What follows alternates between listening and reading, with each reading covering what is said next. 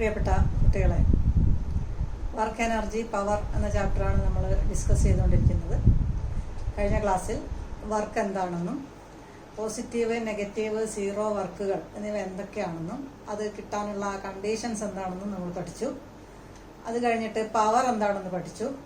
പിന്നെ എനർജി എന്നുള്ളതിൽ മെക്കാനിക്കൽ എനർജിയുടെ രണ്ട് വിഭാഗങ്ങളായ കൈനറ്റിക് എനർജിയെ, രണ്ട് വിഭാഗങ്ങളിൽ ഒന്നായ കൈനറ്റിക് എനർജിയെ കുറിച്ചാണ് നമ്മൾ പഠിച്ചുകൊണ്ടിരുന്നത്. കൈനറ്റിക് എനർജിയുടെ ഇക്വേഷൻ ½ എന്നുള്ളത്, അതുപോലെ work energy theorem, work done is equal to change in kinetic energy of a body എന്നുള്ള കാര്യം നമ്മൾ പഠിക്കേണ്ടായി.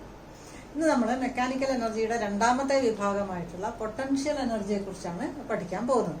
പൊട്ടൻഷ്യൽ എനർജി മലയാളത്തിൽ നമ്മൾ സ്ഥിതികോർജം എന്ന് പറയും. അതായത് ഒരു വസ്തു സ്ഥിതി ചെയ്യുന്നത് കൊണ്ട്, ഒരു സ്ഥലത്ത് സ്റ്റേഷനറി ആയിട്ട് നിൽക്കുമ്പോഴും അതിന് ഊർജ്ജമുണ്ട്.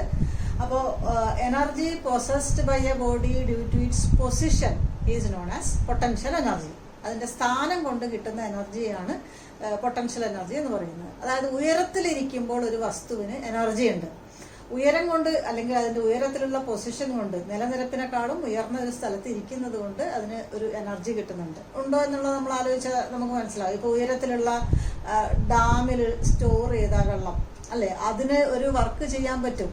അതിന്റെ എനർജിയാണ് പൈപ്പുകളിലൂടെ ഒഴുകുമ്പോൾ കൈനറ്റിക് എനർജി ആയിട്ടും, പിന്നെ അത് ജനറേറ്ററിന്റെ ടർബൈൻ കറക്കുമ്പോൾ മെക്കാനിക്കൽ എനർജിയും പിന്നെ ഇലക്ട്രിക്കൽ എനർജിയും ഒക്കെ ആയിട്ട് മാറുന്നത്. അപ്പൊ അതിന്റെ തുടക്കത്തിലുള്ള എനർജി എന്ന് പറഞ്ഞാൽ ഡാമിൽ സ്റ്റോർ ചെയ്ത വെള്ളത്തിന്റെ പൊട്ടൻഷ്യൽ എനർജിയാണ് അല്ലെ.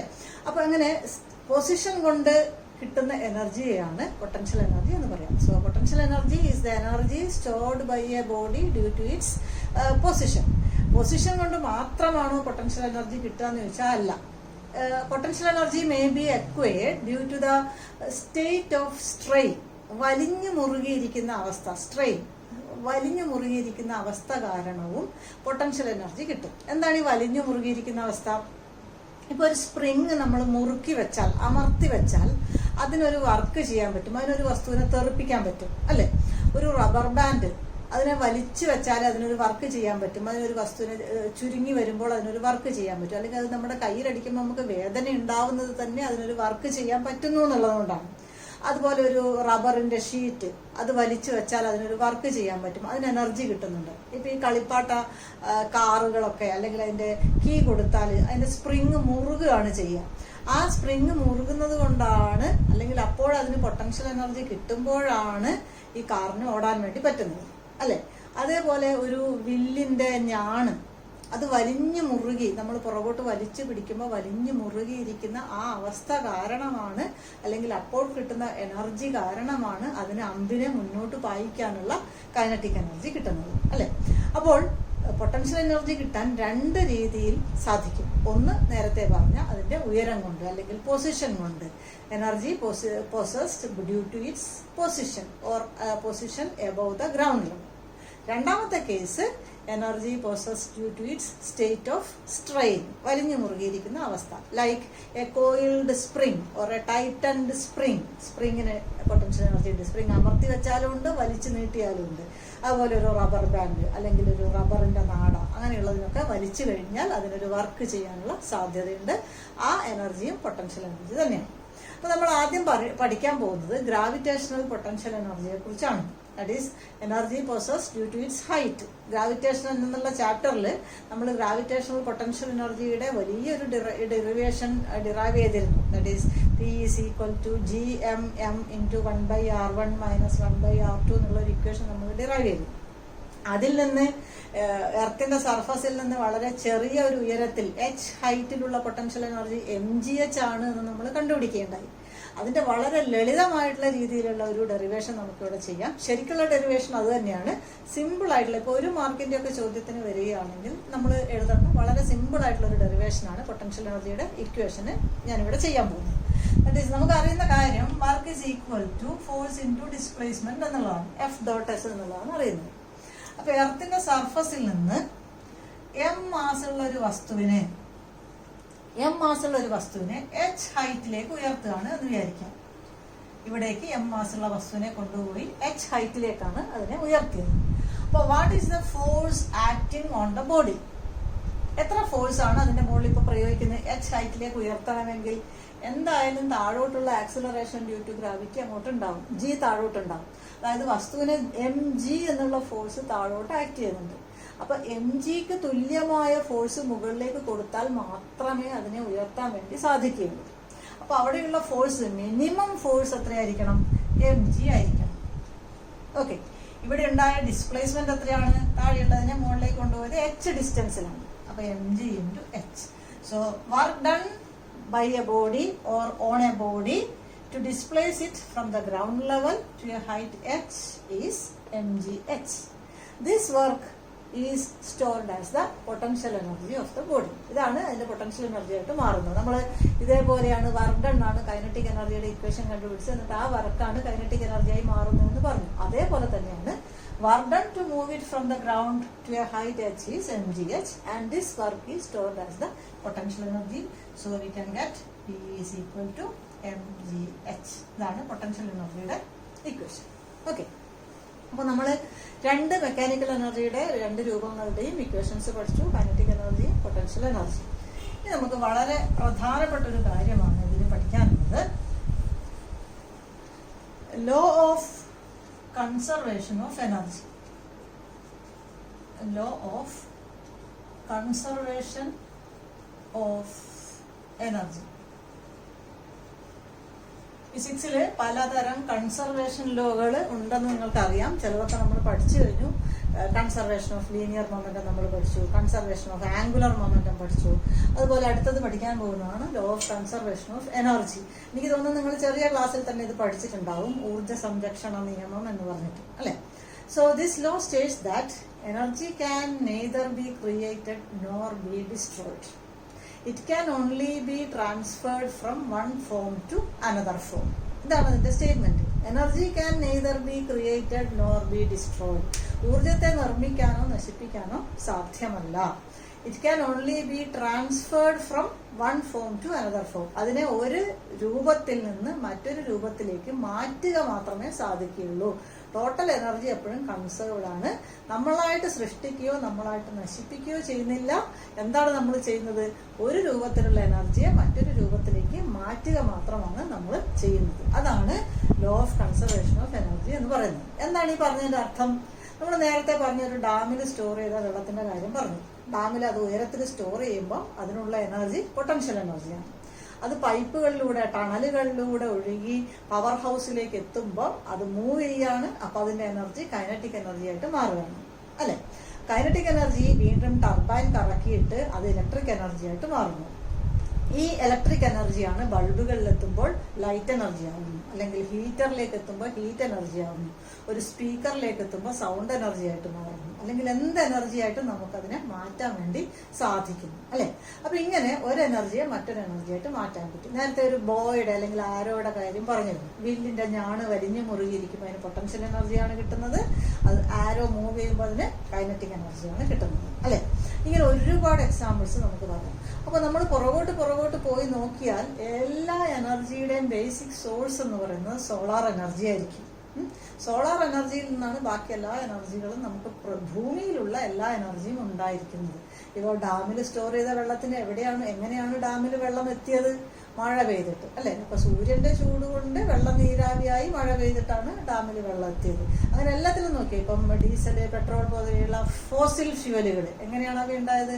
വളരെ കാലം മുമ്പ് ജീവിച്ചിരുന്ന ജീവികളുടെയും ചെടികളുടെയും ഒക്കെ അവശിഷ്ടമാണ് ഈ ഫോസിൽ ഫ്യൂവലുകൾ, പെട്രോളിയം പ്രോഡക്ട്സ് ആയിട്ട് മാറുന്നത്. അപ്പൊ ആ ജീവികൾ എവിടെ നിന്നാണ് എനർജി സ്വീകരിച്ചത്? അവർ കഴിച്ച ഭക്ഷണത്തിൽ നിന്ന്. അതായത് സൗരോർജമാണ് അവരുടെ ഭക്ഷണത്തിലുള്ള ഊർജമായിട്ട് മാറിയിട്ട് പിന്നീട് അത് മരിച്ചതിന് ശേഷം ഫോസിൽ ഫ്യൂവലിന്റെ എനർജി ആയിട്ട് മാറുന്നത്. അപ്പൊ സോളാർ എനർജി മാത്രമാണ് നമുക്കൊരു അൾട്ടിമേറ്റ് ആയിട്ടുള്ള തുടക്കം എന്ന് പറയാൻ വേണ്ടി നമുക്കിപ്പോൾ സാധിക്കുക. ബാക്കി എല്ലാ എനർജികളും നമ്മൾ എന്ത് എനർജി ഉണ്ടാക്കുകയാണെങ്കിലും അത് ഉണ്ടാക്കുകയല്ല ചെയ്യുന്നത്, ഒരു രൂപത്തിൽ നിന്ന് മറ്റൊരു രൂപത്തിലേക്ക് മാറ്റുക മാത്രമാണ് നമ്മൾ ചെയ്യുന്നത്. So energy can neither be created nor be destroyed. It can only be transferred from one form to another form. Okay, ഇതിനൊരു എക്സാമ്പിൾ നമ്മൾ പഠിക്കണം. ഒരു ഫോമിൽ നിന്ന് മറ്റൊരു ഫോമിലേക്ക് നമ്മൾ മാറ്റുക മാത്രമേ ഉള്ളൂ എന്നുള്ളതിന്റെ ഒരു എക്സാമ്പിൾ ആണ് പഠിക്കാൻ പോകുന്നത്.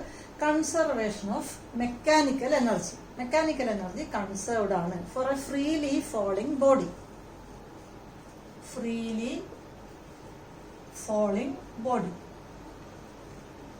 വീണുകൊണ്ടിരിക്കുന്ന ഒരു വസ്തുവിന്റെ ടോട്ടൽ എനർജി കോൺസ്റ്റന്റ് ആണ് എന്നാണ് നമ്മൾ പ്രൂവ് ചെയ്യാൻ പോകുന്നത് എനർജി കൺസർവേഷൻ നിയമപ്രകാരം.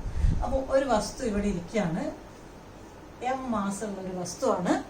ഇവിടെയാണ് തറ നിരപ്പ്, h ആണ് ഇവിടേക്കുള്ള ഹൈറ്റ്. h ഹൈറ്റിൽ m മാസ് ഉള്ള ഒരു വസ്തു ഇരിക്കുന്നു.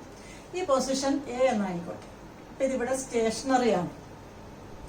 ഇത് താഴേക്ക് വീഴുകയാണെന്ന് വിചാരിക്കുക. താഴേക്ക് വീഴുന്നു. ഇത് വീഴുന്ന ഇതിന്റെ ഇടയിലുള്ള ഒരു പൊസിഷനാണ് ബി.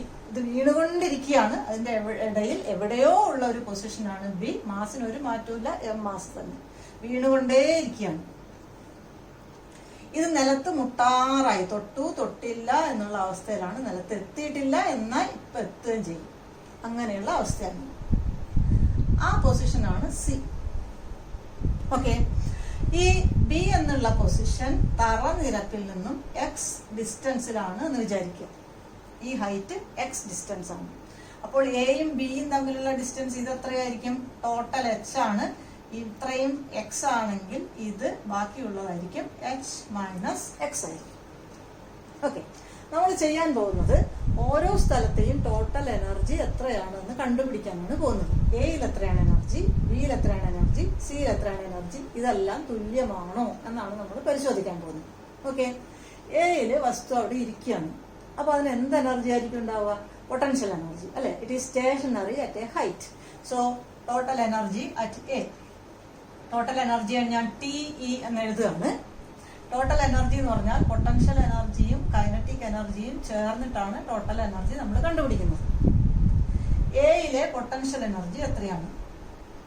എയിലെ ഈ വസ്തുവിന്റെ മാസ് m ആണ്, acceleration due to gravity g ആണ്, എയിലേക്കുള്ള ഹൈറ്റ് h ആണ്, mgh.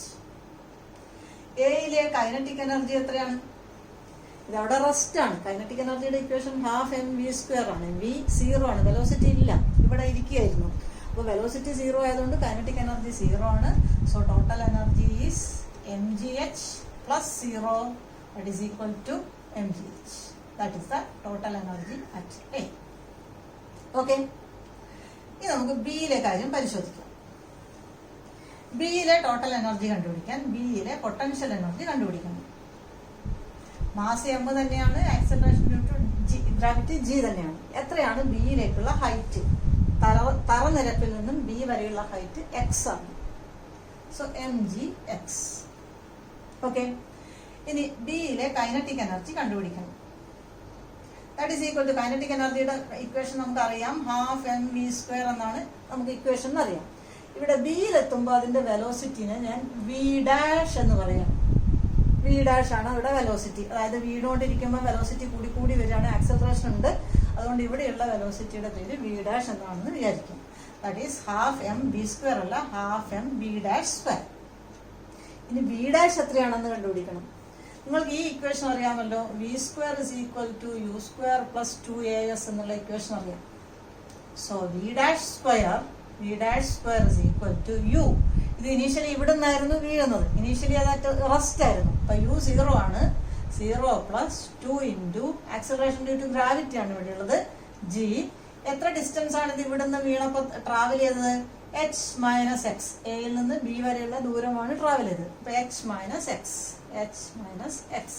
That is equal to 2gh minus x that is v'². അതാണ് ഞാൻ ഇവിടെ സബ്സ്റ്റിറ്റ്യൂട്ട് ചെയ്യാൻ പോകുന്നത്.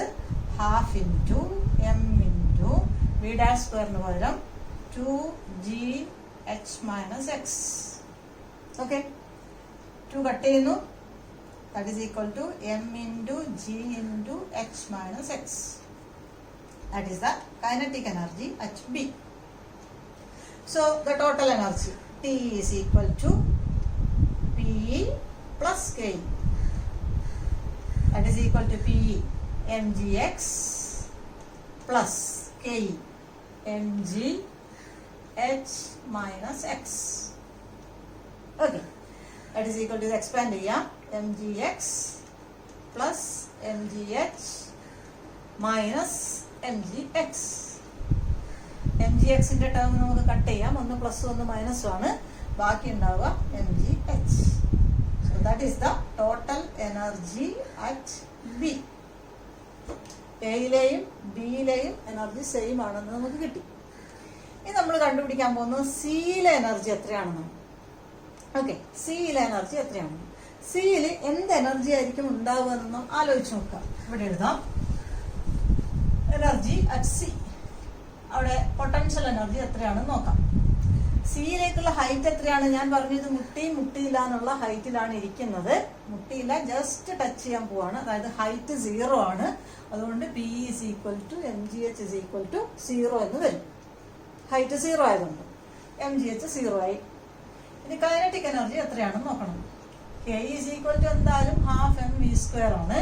ഇവിടുത്തെ സിയിലെത്തുമ്പോഴുള്ള വെലോസിറ്റിയാണ് വി എന്ന് വിചാരിക്കാം. സിയിലുള്ള വെലോസിറ്റിയാണ് വി. വി സ്ക്വയർ ആണ് നമുക്ക് വേണ്ടത്. നമുക്ക് വി സ്ക്വയർ കിട്ടാൻ V square is equal to U square plus 2as എന്ന് ഉപയോഗിക്കാം. ദാറ്റ് ഈസ് ഈക്വൽ ടു, മുകളിൽ നിന്നാണ് വീഴുന്നത്. മുകളിൽ നിന്ന് വീഴുമ്പോൾ u 0 ആണ്, പ്ലസ് 2 ഇൻറ്റു എ, താഴോട്ട് വീഴുമ്പോൾ acceleration due to gravity g. S ഇവിടെ നിന്ന് ഇവിടം വരെ, താഴെ വരെ എത്ര ഡിസ്റ്റൻസ് ട്രാവൽ ചെയ്തു? ഇവിടെ നിന്ന് ഇവിടം വരെ ടോട്ടൽ ഡിസ്റ്റൻസ് h ആണ്. 2gh. That is equal to 2gh. v square equal to. So ke half and v square, half into m into v square ന് പകരം 2gh. 2 cut ചെയ്തു. That is equal to mgh. That is kinetic energy at c. So total energy is equal to P plus K.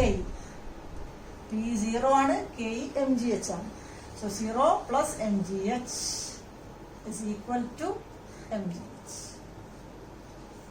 Okay, അപ്പൊ 3 സ്ഥലത്തെയും energy നമുക്ക് mgh mgh mgh എന്ന് കിട്ടുന്നുണ്ട്. So total energy is conserved. അപ്പൊ എങ്ങനെയാണ് ഈ energy മാറിയത് എന്ന് ആലോചിച്ച് നോക്കിയേ. എയിൽ എന്ത് എനർജി ആയിരുന്നു ഉണ്ടായിരുന്നത്? പൊട്ടൻഷ്യൽ എനർജി മാത്രം. അവിടെ കൈനറ്റിക് എനർജി 0 ആയിരുന്നു. ബിയിലോ അവിടെ പൊട്ടൻഷ്യൽ എനർജിയും ഉണ്ട്, കാരണം അത് ഉയരത്തിലാണ്, അത് വീണുകൊണ്ടിരിക്കുന്നതുകൊണ്ട് അതിന് വെലോസിറ്റി ഉണ്ട്, അതുകൊണ്ട് അതിന് കൈനറ്റിക് എനർജിയും ഉണ്ട്. സിയിലെത്തിയപ്പോഴും സി നിലത്തിനോട് ചേർന്നുള്ള പോയിന്റ് ആണ്, ഹൈറ്റ് ഇല്ല, അതുകൊണ്ട് അവിടെ പൊട്ടൻഷ്യൽ എനർജി ഇല്ല, കൈനറ്റിക് എനർജി മാത്രമാണ് ഉള്ളത്. അപ്പൊ എയിൽ maximum potential energy, 0 kinetic energy. ബിയിൽ രണ്ടും ഉണ്ട്. സിയിലെത്തുമ്പോൾ പൊട്ടൻഷ്യൽ എനർജി 0 ആണ്, കൈനറ്റിക് എനർജി മാക്സിമം ആണ്. ഓക്കെ, അപ്പൊ ഈ കാര്യങ്ങൾ എനർജി ഇങ്ങനെ ചേഞ്ച് ചെയ്യാണ്, ഇങ്ങനെ ഊഞ്ഞാലാടുകയാണ്. പൊട്ടൻഷ്യൽ എനർജിയും കൈനറ്റിക് എനർജി ആയിട്ട് മാറുകയാണ്. ഒരു ഊഞ്ഞാലിന്റെ ആട്ടത്തിലും ഇങ്ങനെ തന്നെയാണ്. പൊട്ടൻഷ്യൽ എനർജിയും കൈനറ്റിക് എനർജിയുടെയും ഊഞ്ഞാലാട്ടം തന്നെയാണ്. എന്നാലോചിച്ച് നോക്കിയേ, ഊഞ്ഞാലാടുമ്പോൾ ഒരു എൻഡിലെത്തുമ്പോഴാണ് നമ്മൾ ഏറ്റവും ഹൈറ്റിലെത്തുക. ഏറ്റവും ഹൈറ്റിലെത്തുമ്പോൾ ഒരു നിമിഷം അവിടെ സ്റ്റേഷനറിയാണ് അല്ലെ. അപ്പൊ ഏറ്റവും ഹൈറ്റ് ഉള്ളത് കൊണ്ട് അവിടെ മാക്സിമം പൊട്ടൻഷ്യൽ എനർജിയാണ്. സ്റ്റേഷനറി ആയി പോയതുകൊണ്ട് വെലോസിറ്റി 0 ആണ്. So kinetic energy 0. അപ്പൊ മാക്സിമം പൊട്ടൻഷ്യൽ എനർജി. ആടി വരുമ്പോൾ ഏറ്റവും താഴെ എത്തുന്നത് മിഡിൽ എത്തുമ്പോഴാണ് അല്ലെ. മിഡിൽ എത്തുമ്പോൾ ഏറ്റവും ഹൈറ്റ് കുറവാണ്. അപ്പൊ അവിടെ പൊട്ടൻഷ്യൽ എനർജി 0 ആണ്. അതേസമയം മാക്സിമം സ്പീഡ് ഉണ്ടാവുക നടുക്കെത്തുമ്പോഴാണ്. Kinetic energy maximum. പുറകോട്ട് ആടിപ്പോയി അങ്ങേയറ്റത്തെത്തി, കാല് നിലത്ത് കുത്താതെയുള്ള കേസാണ് പറയുന്നത്. പുറകോട്ട് ആടി അങ്ങേയറ്റത്തെത്തുമ്പോൾ മാക്സിമം ഹൈറ്റിലെത്തി, പൊട്ടൻഷ്യൽ എനർജി മാക്സിമം ആണ്, കൈനറ്റിക് എനർജി 0. അപ്പൊ അങ്ങേയറ്റത്ത് പി മാക്സിമം കെ 0. നടുവിലെത്തുമ്പോൾ പി 0 കെ മാക്സിമം. ഇങ്ങേയറ്റത്തെത്തുമ്പോൾ പി മാക്സിമം കെ 0. അപ്പൊ ഊഞ്ഞാലാട്ടം എന്ന് പറഞ്ഞാൽ ഒരു എനർജിയുടെ ഊഞ്ഞാലാട്ടം കൂടി ആണെന്ന് ഓർക്കും. ഈ വീഴുമ്പോഴുള്ള potential energy kinetic energy change ഒരു ഗ്രാഫിക്കൽ റെപ്രസെന്റേഷൻ ആയിട്ട് കാണിക്കാം. ഗ്രാഫായിട്ട് വരയ്ക്കാം. ഇങ്ങോട്ട് ഡിസ്റ്റൻസ് അല്ലെങ്കിൽ ഹൈറ്റ്, ഇങ്ങോട്ട് എനർജി. വൈ ആക്സിസിൽ എനർജിയും എക്സ് ആക്സിസിൽ ഡിസ്റ്റൻസും ആണ് മാർക്ക് ചെയ്തത്. ഉയരത്തിലേക്ക് പോകുമ്പോൾ അല്ലെങ്കിൽ ഹൈറ്റിലേക്ക് പോകുമ്പോൾ എന്ത് എനർജിയാണ് കൂടുന്നത്? പൊട്ടൻഷ്യൽ എനർജി mgh ആണ് കൂടുന്നത്. അപ്പം ഹൈറ്റ് ഇൻക്രീസ് ചെയ്യുമ്പോൾ ഇവിടെ നിന്ന് ഇങ്ങോട്ട് പോകുമ്പോൾ എനർജി കൂടുന്നു എന്നുള്ള രീതിയിൽ വരയ്ക്കുന്ന ഗ്രാഫ് ഇങ്ങനെ. ഹൈറ്റ് ഇൻക്രീസ് ചെയ്യുന്നു, എനർജി ഇൻക്രീസ് ചെയ്യുന്നു. So this is the graph four P. Okay, അതേസമയം ഹൈറ്റ് കുറഞ്ഞു കുറഞ്ഞു വരുമ്പോഴത്തേക്കും മാക്സിമം ആയിരിക്കും. ഏറ്റവും ഹൈറ്റ് കൂടുതൽ ഉണ്ടായിരുന്ന സമയത്ത് 0 ആയിരുന്നു കൈനറ്റിക് എനർജി. ഏറ്റവും ഹൈറ്റ് കൂടുമ്പോൾ കൈനറ്റിക് എനർജി 0 ആവണം. ഏറ്റവും ഹൈറ്റ് കുറഞ്ഞിരിക്കുമ്പോൾ, ഇവിടെയാണ് എക്സ് ആക്സിസിൽ ഏറ്റവും ഹൈറ്റ് കുറഞ്ഞിരിക്കുന്നത്. ഹൈറ്റ് കുറഞ്ഞിരിക്കുമ്പോൾ നിലത്തോട് മുട്ടുമ്പോൾ അപ്പോഴാണ് മാക്സിമം ഉണ്ടാവുക എന്ത്? Kinetic energy. അപ്പം ഇവിടെ നിന്ന് ഇങ്ങോട്ട് ഇങ്ങനെ വയ്ക്കും. This is the graph for K. Okay, അപ്പോൾ ടോട്ടൽ എനർജി എപ്പോഴും കോൺസ്റ്റന്റ് ആയിരിക്കും. ടോട്ടൽ എനർജി, ഇതാണ് ടോട്ടൽ എനർജിയുടെ മാർക്കിംഗ് വരും. കൈനറ്റിക് എനർജിയുടെ മാക്സിമം പോയിന്റും പൊട്ടൻഷ്യൽ എനർജിയുടെ മാക്സിമം പോയിന്റും സെയിം ആണ്. ടോട്ടൽ എനർജി കൺസേർവ്ഡ് ആണ്. ഹൈറ്റിനനുസരിച്ച് ഒന്ന് മറ്റേതായിട്ട് മാറിക്കൊണ്ടിരിക്കുന്നു എന്നുള്ളതാണ് നമ്മൾ ഇതിന്ന് പഠിക്കുന്നത്. Okay, that is about conservation of mechanical energy for a freely falling body. ഇത് കൃത്യമായിട്ട് പഠിക്കുക, വളരെ വളരെ പ്രധാനപ്പെട്ടതാണ്. അതുകൊണ്ട് ഇത് നന്നായി മനസ്സിലാക്കുക. ഒരു കാര്യം കൂടി നമുക്ക് ഈ ക്ലാസ്സിൽ പറയാം. That is about mass energy relation.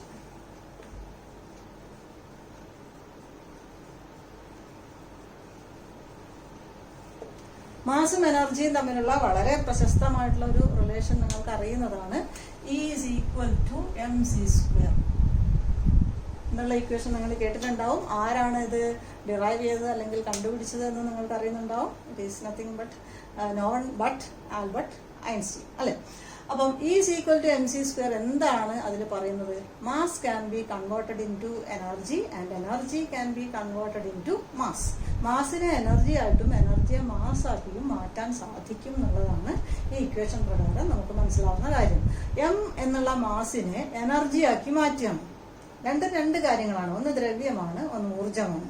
ദ്രവ്യത്തിനെ ഊർജമായിട്ടും ഊർജത്തിനെ ദ്രവ്യമായിട്ടും മാറ്റാൻ സാധിക്കും എന്നുള്ളതാണ് ഈ ഇക്വേഷൻ പ്രകാരം പറയുന്നത്. നിങ്ങൾ മനസ്സിലാക്കിയിട്ടുണ്ടാവുന്ന ആറ്റം ബോംബിന്റെ ഒക്കെ പ്രിൻസിപ്പിള് ന്യൂക്ലിയർ ഫിഷനാണ്. അവിടെ ഒരു ന്യൂക്ലിയസ് പിളർന്ന് 2 ആയി മാറുമ്പോൾ അതിന്റെ ഇടയിൽ ഉണ്ടാവുന്ന കുറച്ച് മാസിന്റെ നഷ്ടം എനർജി ആയിട്ട് മാറുകയാണ് ചെയ്യുന്നത്. അപ്പോഴാണ് ഈ enormous amount of energy produce ചെയ്യുന്നത്. അതാണ് ആറ്റം ബോംബിന്റെ ഒക്കെ പുറകിലുള്ള തത്വമായിട്ട് നമ്മൾ കണക്കാക്കുന്നത്. അപ്പം മാസിനെ എനർജിയാക്കി മാറ്റുന്നത്, നമ്മൾ 1 കിലോ ആണ് മാസ് എടുക്കുന്നതെന്ന് വിചാരിക്കും, 1 കിലോഗ്രാം. അപ്പൊ എത്ര എനർജി അതിന് കറസ്പോണ്ടിങ് ആയിട്ട് കിട്ടുന്ന വെച്ചാൽ 1 into c എന്ന് വെച്ചാൽ എന്താണ്? Velocity of light. പ്രകാശത്തിന്റെ സ്പീഡ് 3 into 10⁻⁸ മീറ്റർ/സെക്കൻഡ് ആണ്. അപ്പോൾ 1 കിലോഗ്രാമിന് കറസ്പോണ്ടിങ് ആയിട്ടുള്ള എനർജി mc² ഉണ്ട്. That is equal to 9 into 10⁻16 ജൂളാണ്. ഇത് വളരെ വലിയൊരു സംഖ്യയാണ്, വളരെ വലിയൊരു വാല്യൂ ആണ്. 1 കിലോഗ്രാം മാസിന് തുല്യമായിട്ടുള്ള എനർജി ആയിട്ട് മാറുമ്പോൾ കാണുന്നത്. ഇതിന് പ്രകൃതിയിൽ എക്സാമ്പിൾസ് ഉണ്ട് മാസിനെ എനർജി ആയിട്ട് മാറുന്നത്. ഇപ്പം 2 കണങ്ങൾ, ഇലക്ട്രോണും അതിന്റെ ആന്റി പാർട്ടിക്കിളായിട്ടുള്ള പോസിട്രോണും, അവ തമ്മിൽ ചേർന്നിട്ട് ഗാമ റേഡിയേഷൻസ് ഉണ്ടാകുന്നു. അന്തരീക്ഷത്തിന്റെ ഉയർന്ന മേഖലകളിൽ ഇലക്ട്രോണും അതിന്റെ ആന്റി പാർട്ടിക്കിളായ പോസിട്രോൺ എന്ന് പറഞ്ഞാൽ പോസിറ്റീവ് ചാർജുള്ള ഇലക്ട്രോൺ, ഇവ തമ്മിൽ ചേർന്നിട്ട് ഗാമ റേഡിയേഷൻസ് ആയിട്ട് മാറുന്ന സംഭവം നടക്കുന്നുണ്ട്. പെയർ അനിഹിലേഷൻ എന്നാണ് അതിനെ പറയുക. അതേപോലെ തന്നെ ഗാമ റേഡിയേഷൻസ് വരുന്നു. ഗാമ റേഡിയേഷൻസ് പറഞ്ഞാൽ ഒരു എനർജിയുടെ രൂപമാണ്.